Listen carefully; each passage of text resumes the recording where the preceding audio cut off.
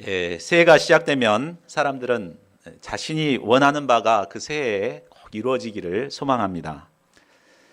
그런데 매번 새해 때마다 소원을 빌어보지만 그 바라던 바가 이루어지지 않을 때가 많습니다. 한 해, 두 해, 올해는 또 이루어질까, 또 내년에는 이루어질까 이렇게 기대해보지만 그 기도 제목이 이루어지지 않을 때 우리는 깊은 절망에 빠지게 됩니다. 오늘 본문에 나오는 이스라엘 백성들이 그러했습니다. 그들은 현재 나라를 잃고 바벨론 포로로 잡혀와 고통의 시간을 보내고 있었습니다. 그들은 새해가 되면 항상 기대하는 게 다시 고향 땅에 가서 하나님을 예배하는 그런 삶을 살기를 고대했을 것입니다. 이번에 새해가 되면 이번에는 이런 일이 일어나지 않을까 기대하고 기대해 봤지만 70년 동안 그런 일은 일어나지 않았습니다. 아마 그들은 깊은 절망 가운데 소망을 잃고 있었을 것입니다. 자, 이런 절망적인 상황에서 비로소 하나님께서는 그들에게 드리웠던 징계를 거두시고 회복의 역사를 이루고자 하십니다. 그러면 하나님께서 이루실 회복의 역사는 구체적으로 어떤 것입니까? 또한 회복의 역사를 통해서 이루실 이 하나님의 비전을 영접한 그들이 해야 할 일이 무엇입니까? 우리는 오늘 본문 말씀을 통해서 올 한 해 하나님께서 우리에게 하실 비전을 바라보고 또 우리가 해야 할 바를 찾는 그런 시간을 갖고자 합니다. 오늘 말씀을 통해서 비전과 방향을 분명하게 잡는 저희 모두가 될 수 있기를 기도합니다. 자, 1절을 보십시오. 이사야는 현재 이스라엘의 영적인 상태를 잉태하지 못하며 출산하지 못한 자, 또 홀로 된 여인이라고 표현하고 있습니다. 오늘날은 저출산 시대가 되어버렸기 때문에 아이를 낳는 것을 꺼려합니다. 그러나 당시에는 출산하지 못한다는 것은 여인으로서는 큰 수치였습니다. 우리나라에서도 과거에는 여자가 아이를 못 낳으면 칠거지약에 해당돼서 쫓아내도 할 말이 없었습니다. 저희 어머님은 8남매를 낳으셨습니다. 그래서 이렇게 자식이 많고 막 그러면은 막 사람들은 막 부러워했습니다. 다복하다고 그랬죠. 자, 그런 분위기를 생각해야 됩니다. 지금 분위기를 생각하면 안 되고 그때 분위기에서 아이를 낳지도 못하고 해산의 고통도 겪어보지 못한 이 여인의 심정이 어떠했겠습니까?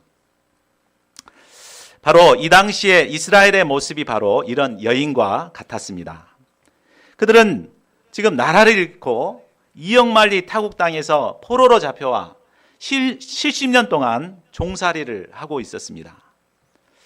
바벨론 강가에서 고향을 그리워하며 눈물을 흘려보기도 하지만 회복될 기미는 전혀 보이지 않았습니다. 세월이 흘러가도 변한 것은 하나도 없고 아무런 소망도 없이 그저 나이만 들고 늙어만 가고 있었습니다. 자, 그런데 하나님께서는 이런 소망 없는 그들에게 무엇이라고 명령하십니까? 너는 노래할지어다.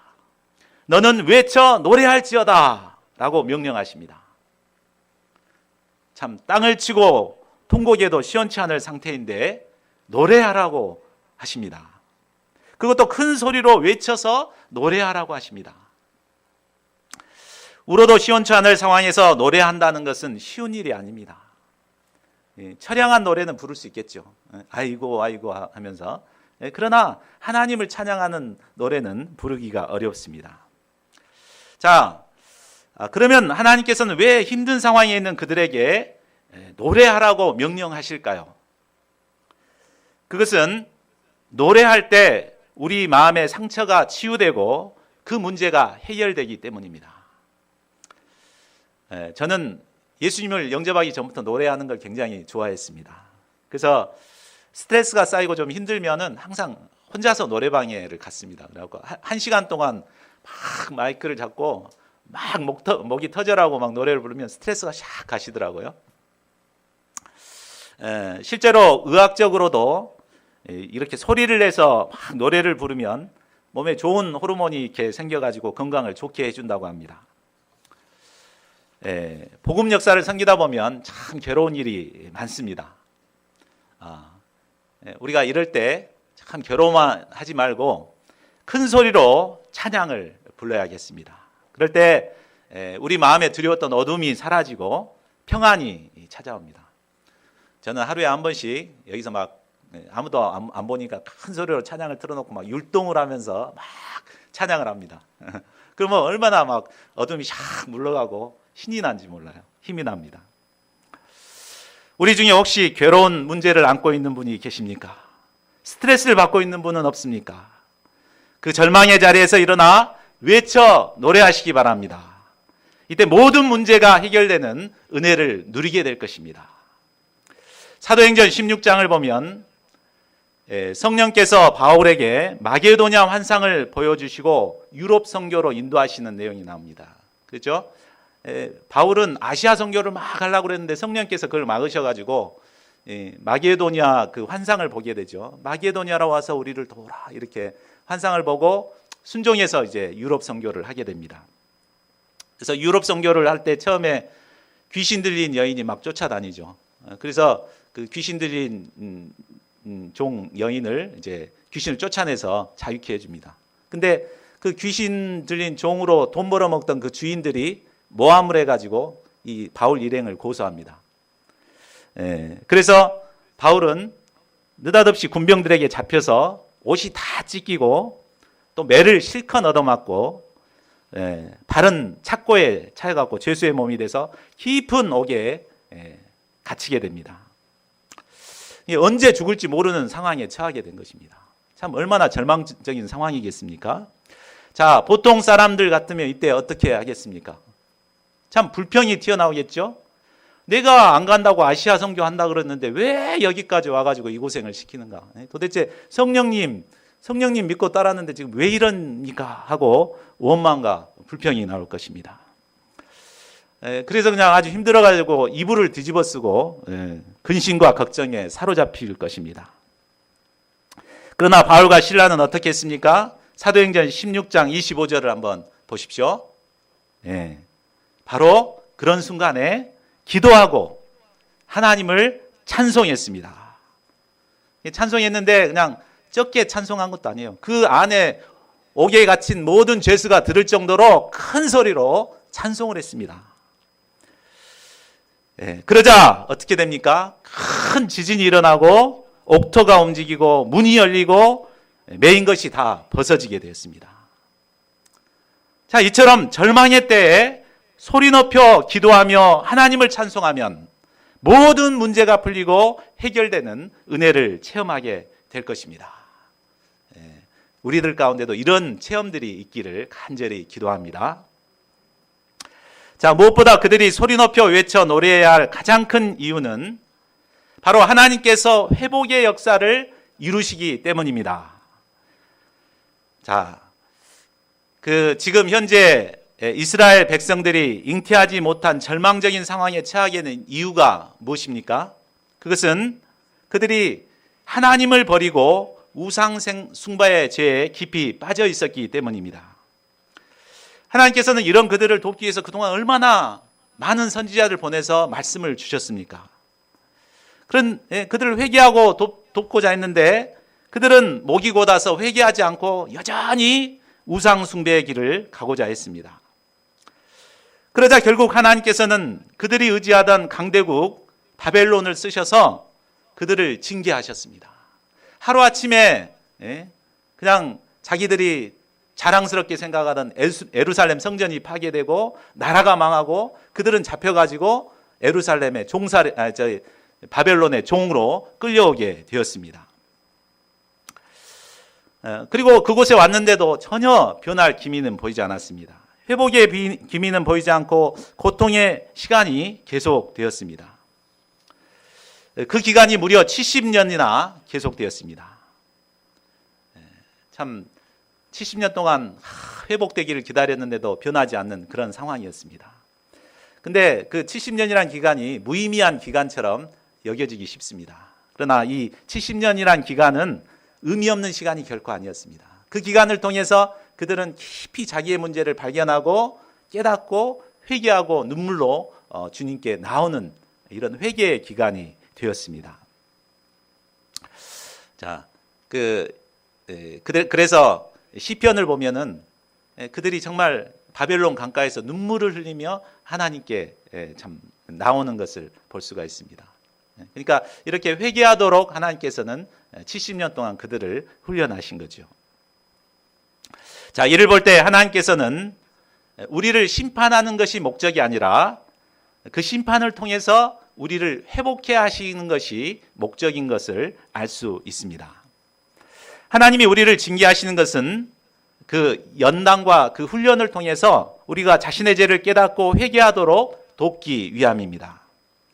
그리고 고난의 기간을 통해 자신의 죄를 깨닫고 회개할 때 이제 하나님께서는 모든 것을 회복시켜 주십니다.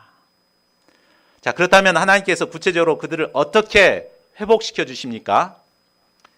첫 번째로는 그들을 번성케 하십니다. 1절 하반절을 보십시오. 자, 1절 하반절 같이 읽어보겠습니다. 시작. 이는 홀로 된 여인의 자식이 남편 있는 자의 자식보다 많음이라 여호와께서 말씀하셨느니라. 예. 그동안 자식이 없어가지고 그랬는데 남편이 있는 자식들보다 더 많은 자식을 주신다고, 번성의 축복을 주신다고 약속하십니다. 그래서 하나님께서는 우리 가운데도 이런 번성의 축복으로 회복해 주실 것입니다. 또 두 번째 회복의 은혜는 좌우로 퍼지면서 열방을 얻게 하시는 축복입니다. 자, 3절을 보겠습니다. 현재 그들은 바벨론에서 히브리엔 거주 지역을 벗어날 수가 없었습니다. 그 거주지를 딱 만들어 놓고 그 안에서만 살게 돼 있어. 벗어날 수가 없습니다. 그러나 이제는 좌우로 다니는 자유를 얻을 뿐만 아니라 열방을 얻는 축복을 주신다고 하십니다. 참 놀라운 축복이죠. 이런 축복을 예비하고 계십니다. 셋째로 황폐했던 성읍이 사람 살 곳이 됩니다. 바벨론의 침략으로 이스라엘은 황폐한 성읍들이 되어버렸습니다. 그러나 하나님께서 회복의 역사를 이루심으로 이제는 사람들이 몰려들고 또 시장이 활성화되어서 사람 살기 좋은, 정말 사람 냄새가 나는 그런 도시로 변모하게 될 것입니다. 넷째로 다시는 수치와 치욕을 당하지 않게 하십니다. 4절을 보십시오. 그들은 이방 땅에서 수치와 치욕을 겪으며 살고 있었습니다. 나라가 망해서 없어져 버렸기 때문에 그들을 보호해 줄 사람이 아무도 없었습니다. 우리나라도 보면은 외국인들, 동남아에서 오는 약소국가 사람들 얼마나 무시합니까? 근데 나라도 없는 백성들인데 얼마나 무시를 받았겠어요. 그런데 하나님께서는 이랬던 그들을, 수치를 당했던 그들을 온전히 회복시켜 주셔서 다시는 그 치욕을 기억조차 할 수 없게 해주신다고 약속하십니다. 이처럼 하나님께서 주시는 회복은 그냥 찔끔찔끔 주시는 정도가 아닙니다. 전반적으로 거쳐서 삶의 전 영역에 걸쳐서 전반적으로 이루시는 회복의 역사임을 알 수 있습니다. 하나님께서는 째째하신 하나님이 아니세요. 풍성하신 하나님이시라 이렇게 풍성한 회복의 역사를 이루십니다. 그러니까 우리가 이 하나님께서 주시는 이 비전을 봐야 돼요. 하나님께서 우리를 풍성케 해주실 회복의 역사를 바라봐야 됩니다. 그러니까 이런 회복의 역사를 바라볼 때 절망 가운데서도 우리는 하나님을 소리 높여 찬양할 수가 있습니다. 하나님께서는 개척 5년째인 지난 한 해 회복의 역사를 시작하셨습니다. 개척한 후 4년 동안 정말 외롭고 고통스러운 나날이었습니다.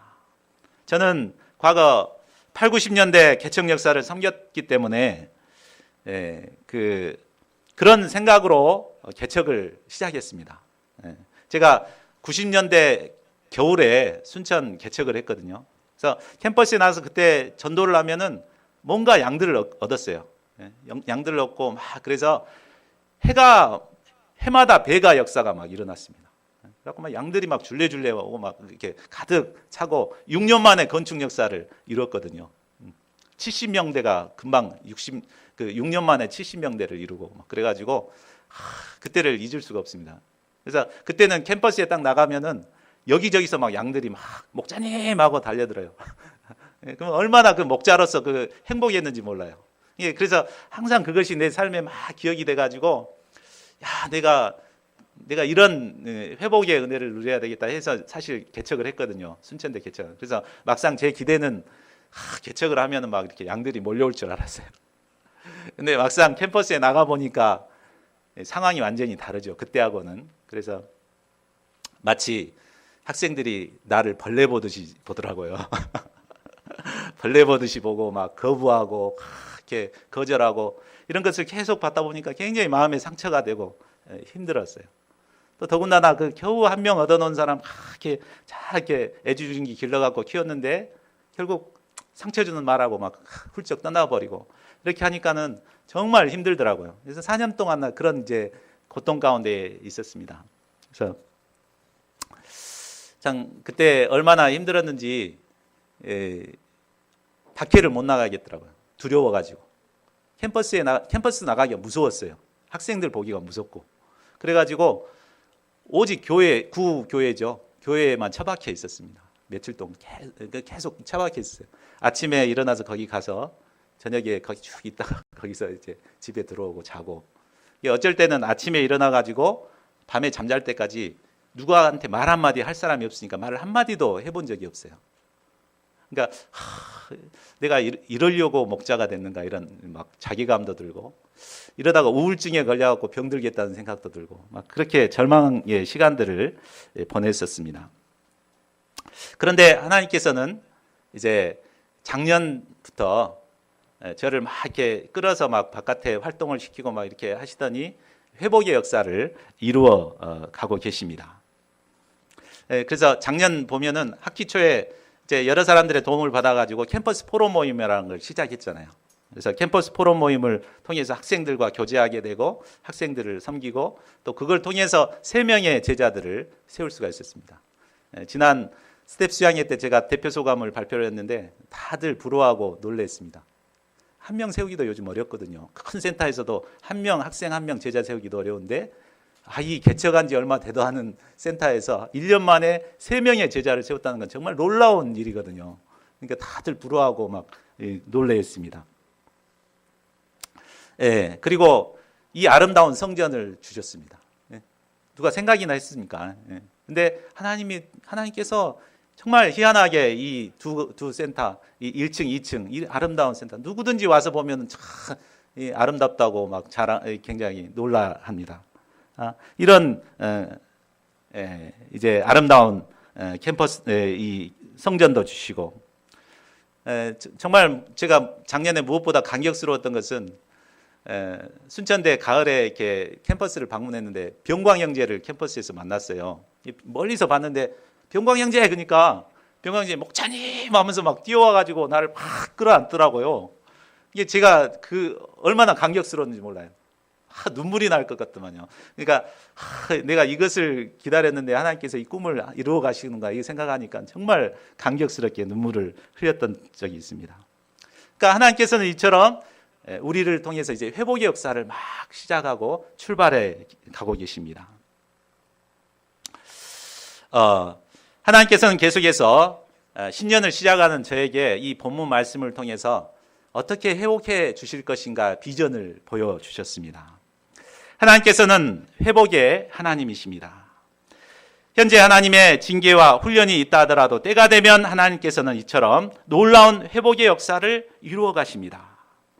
우리가 이 하나님을 생각할 때 우리는 어떤 상황에서도 소리 높여 하나님을 찬양할 수 있습니다. 이 시간 혹시 현재 어려움에 빠져서 시대에 빠져서 있는 분은 없습니까? 절망과 두려움에 빠져 있는 분은 혹시 없습니까?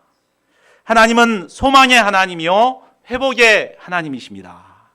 우리가 이 하나님을 바라보고 심령으로부터 외쳐 노래할 수 있기를 기도합니다. 그러면 이런 회복의 비전을 가진 우리가 구체적으로 해야 할 일은 무엇입니까? 자, 다 같이 요절 말씀인 2절 말씀을 같이 읽어보겠습니다. 자, 시작.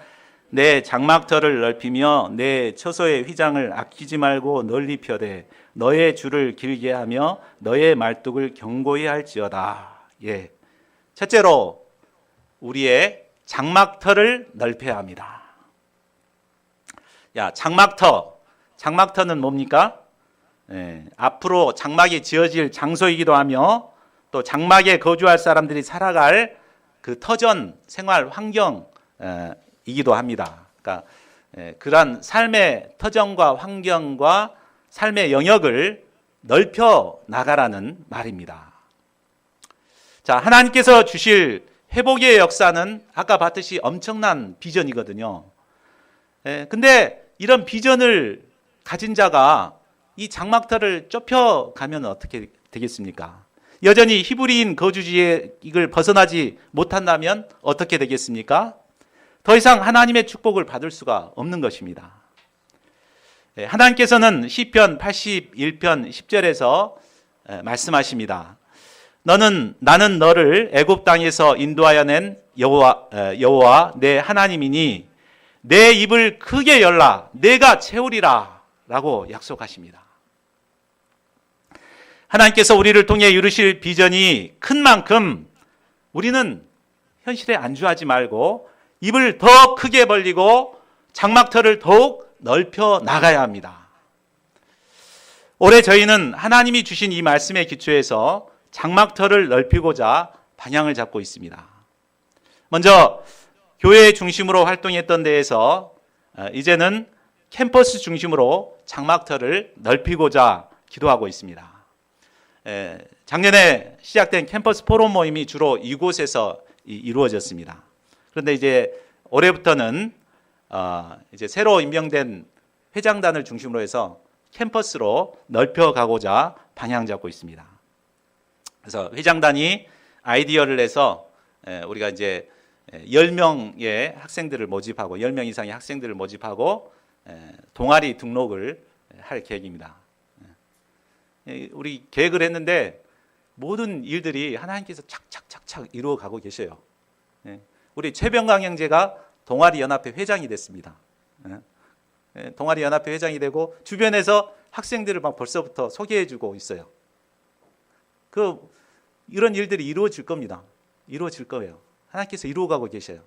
그러니까 우리가 이곳에 안주하지 말고 점점 캠퍼스로 이제 장막터를 넓혀 나가야 합니다.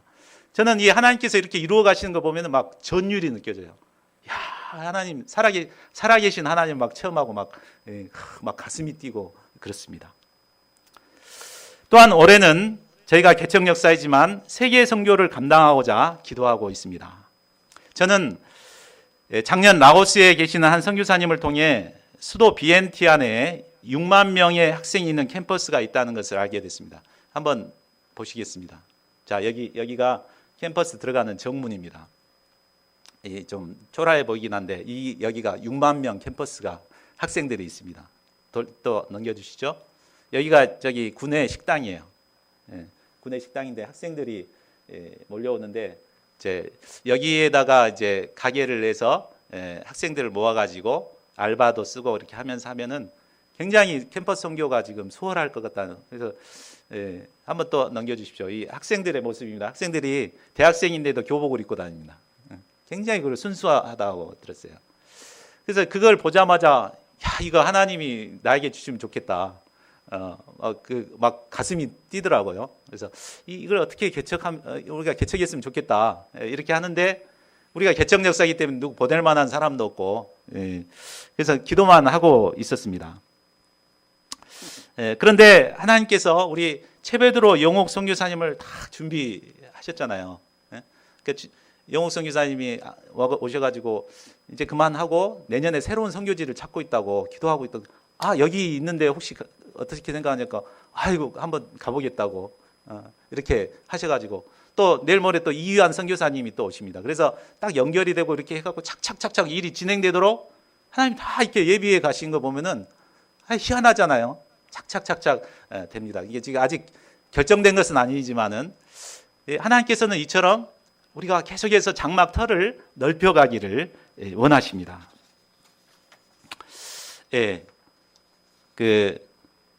참 우리가 어렵다고 힘들다고 움츠러들지만 말고 계속해서 전 세계로 장막터를 넓혀 갈 수 있기를 기도합니다.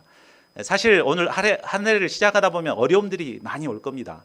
우리가 생각한 대로 뭐 일이 안 풀리고 어려움들이 많이 올 겁니다. 그러나 우리가 그런 상황에서도 움츠려들지 말고 하나님의 비전을 붙들고 계속해서 장막터를 넓혀가는 역사를 이룰 수 있기를 기도합니다. 자, 둘째로 휘장을 아끼지 말고 널리 펴야 합니다. 자, 휘장이 뭡니까? 휘장은 기둥 사이를 막는 천으로서 당시에는 이제 그 짐승의 털을 뽑아가지고 염소털로 주로 사용했다 그래요. 염소털로 짜서 만든 것입니다. 자, 그렇기 때문에 이것은 굉장히 시간도 많이 걸리고 노동력도 필요하고 그래서 비용이 굉장히 비싼 것입니다. 자, 이 말은 휘장을 넓게 펴라는 말은 그 시간과 노력과 물질을 아낌없이 투자하라는 말이라고 볼 수 있습니다. 만일 장막터만 넓게 해놓고 기둥만 덩그렇게 세워놓고만 있으면 어떻게 되겠습니까? 그 속에 사람이 살 수가 없잖아요. 비바람을 맞으면 그대로 비바람을 그대로 맞기 때문에 사람들이 왔다가도 결국 떠날 수밖에 없습니다. 그러니까 사람들을 모으기 위해서는 아깝지만 시간과 물질과 진심을 들여서 휘장을 쳐야 합니다. 이런 아낌없는 투자를 통해서 장막들로 사람들이 모여들 수가 있는 것입니다. 우리가 말씀 공부할 때 우리 송한서 목자님한테 얘기를 들어봤더니 7부는 어떻게 하냐 했더니 헌금의 대부분을 학생들한테 쏟아붓는다고 그럽니다. 학생들한테. 그래가지고 막 요즘 겨울철 같은 때는 스키장으로 전부 학생들을 보내고 그리고 또 학생들 만나면 전부 아주 고급 레스토랑으로 가서 식사를 하게 하고 우리 저 학생들 이거 들으면 안 되는데 그렇게 하고 이렇게 막 풍성하게 섬긴대요. 그래서 이제 제자 양성을 하고 있다. 이게 제자 양성이 잘 안 될지 모르지만 앞으로도 계속해서 그렇게 할 거다 이렇게 얘기를 들었습니다. 참 깜짝 놀랐어요. 자, 우리가 그렇게까지는 할 수 없지만 우리가 학생들을 모으기 위해서는 이런 과감한 투자도 있어야 할 것입니다. 우리가 아침 큐티 모임을 해보니까 2-3명 모일 때는 섬기는 게 참 쉬워요. 근데 이제 지금 딱 아침에 그 학기 되면 6명 모이거든요. 6명 모이면 이 사람들 밥을 해주려면 그 비용도 만만치가 않고 제가 시간이 30분 만에 팍팍 처리해갖고 먹이는데 딸려요. 시간이 딸려. 그래가지고 야 이거 내가 생각에 12명 지금 생각하고 있거든요. 12명 모여서 이렇게 모임을 이루고자 생각하는데 야 12명 오면 어떨까 그래요. 그렇지만 이 투자하고 해야 되는 거죠. 아낌없이 투자해야 합니다. 우리가 앞으로 이제 그 새 양들이 오고 사람들이 오면은 참 돈도 많이 들어가고 또 들어갈 것이 더 많지만 우리가 아낌없이 투자하는 가운데 제자 양성 역사를 이룰 수 있기를 바랍니다. 그래서 여기에 학생들로 가득 찾을 수 있도록 해야 되겠습니다. 자, 셋째로 줄을 길게 해야 합니다. 아무리 휘장을 많이 펼쳐놓는다 하더라도 줄이 지탱해 있지 않으면 결국 어떻게 되겠습니까? 바람이 불 때 펄럭거리다가 날아가 볼 수밖에 없습니다. 그러므로 휘장이 넓어진 만큼 줄도 길게 늘려서 휘장을 잘 매주어야 합니다. 이 줄은 무엇을 의미할까요? 바로 기도의 줄을 의미합니다. 우리가 양들을 위해 시간과 물질을 투자하더라도 무분별하게 막 해서는 안 됩니다. 먼저 기도로 준비하고 기도로 계획하고 모든 일을 기도 가운데 진행되도록 해야 합니다. 할 일이 많아질수록 더욱 기도의 시간을 늘려서 기도하기에 힘써야 합니다. 넷째로 말뚝을 견고히 해야 합니다. 여기서 말뚝은 바로 말씀의 말뚝입니다. 기도가 아무리 길다고 하더라도 말뚝이 견고히 받쳐주지 않으면 휘장은 계속해서 나풀거릴 수밖에 없습니다. 이처럼 견고한 말씀의 기초를 세워야만 이 짱짱하게 줄이 메어지고 장막을 계속해서 넓혀가고 유지할 수가 있게 됩니다. 말씀의 말뚝을 견고히 하기 위해서는 어떻게 해야 되겠습니까? 말씀을 그냥 듣고 끝나버리면 안 됩니다. 그 말뚝을 새기듯이 우리의 말씀을 이 심령에 새기는 작업을 해야 됩니다. 우리는 주일 말씀 듣고 나면은 저녁 되면은 뭔 소리 들었지? 그러잖아요. 그래서는 안 되죠. 주일 말씀 최소한 요절 말씀이라도 묵상하고 읊조리고 새기고자. 그래서 하루 한 주 동안 그 말씀을 새기고자 하는 그런 노력들을 해야 합니다. 또 이해가 가지 않는 말씀은 좀 더 깊이 문제의식을 가지고 묵상하고 하나님의 말씀을 암송하고 삶에 적용해서 실천하고자 해야 할 것입니다. 자, 새해를 시작하는 저희 모두가 하나님께서 주시는 회복의 비전을 영접할 수 있기를 기도합니다. 이 비전 가운데 우리가 장막터를 넓히며 또 과감한 투자를 통해 휘장을 넓게 펼치는 역사를 이루어야겠습니다. 또한 기도의 줄을 길게 하고 말씀의 말뚝을 견고히 함으로 하나님이 주시는 회복의 비전을 올 한 해 이루어갈 수 있기를 기도합니다. 자, 이상을 통해서 하나님께서는 절망 중에 있는 이스라엘에게 회복의 비전을 주시고 또 그들이 힘써 감당해야 할 일이 무엇인가를 가르쳐 주셨습니다. 자, 그러면 하나님께서는 왜 유독 이스라엘에게만 이런 특별한 은혜를 베푸는 것입니까? 자, 5절, 6절을 보겠습니다. 그것은 하나님께서 이스라엘을 아내로 삼으셨기 때문입니다. 인간을 지신 창조주 하나님이시오 만군의 여호와 하나님께서는 일방적인 은혜로 이스라엘을 택하셔서 아내로 삼으셨습니다. 이는 바로 출애굽기 24장에서 이스라엘과 하나님과 언약을 맺으신 것을 의미합니다. 하나님께서는 노예 백성 이스라엘을 택하시고 일방적인 은혜로 그들과 언약을 맺으셨습니다. 우리가 출애굽기를 배워봤지만 언약을 맺으신 후에 불과 며칠이 못 돼서 무슨 짓을 했습니까? 송아지 우상을 만들어서 우상 숭배를 했습니다. 하나님께서는 계속해서 모세를 통해서 그를 돕고 계속해서 선지자를 통해서 그들을 돕고자 했지만 이스라엘 백성은 계속해서 우상 숭배의 죄를 범했습니다.